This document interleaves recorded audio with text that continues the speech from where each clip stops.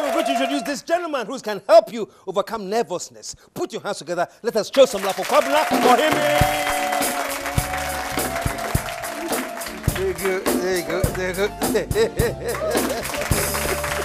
Wow. I must admit, I was at the seminar at NAFTI. I was sitting in the back when you're doing your presentation. Okay. And we were talking about communication, and you were awesome. Please, all MPs, ministers, government functionaries, just pay so fuel, come and take 30 seconds, 30 minutes class with this guy, man. He can help you communicate. I'm sorry. Did you hear that? But it was spot on. Thank you.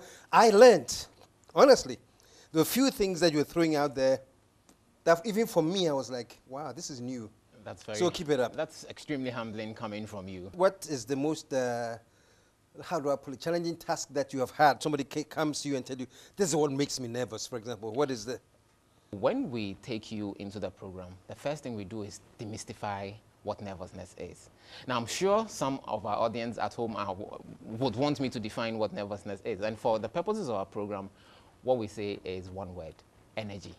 Nervousness is energy. It's energy. So what we do is founded on what brain science is teaching us now about how the human brain works. You make a fist like this, and you cover the fist with this palm, and then you have your 3 brains. So this will be brain 1, the fist will be brain 2, and then this will be brain 3. Now, brain 3 is where you and I think consciously, where we are aware. So we know we're on the KSM show today. That's the job of brain 3. Brains 1 and 2 are essentially designed for survival. And so that is where the energy burst that is produced, that we often refer to as nervousness, is produced. In 1 and 2? In 1 and 2. And this is why. So it's energy that the brains 1 and 2 are transmitting, and we interpret that energy to be nervousness? To be nervousness, yes. Show some love, man. Show some love. So now nervousness is not something to make you afraid. No. It's not something anymore. And it's quite interesting. I tell people that even up to date, just before I get on stage, I'm nervous. Lucky you. You know? Lucky you. Because the moment you lose that small nervousness thing, that pushes you to perform, you begin to plateau. For every performer, you need a little bit of that. And that is why it's good to go through the training, because you see, it never really leaves you. It's essential, and it aids you. It actually energizes you to give your very best. It is when you don't understand that we associate all the mystical interpretations to it. And then it cripples and inhibits our performance. Wow.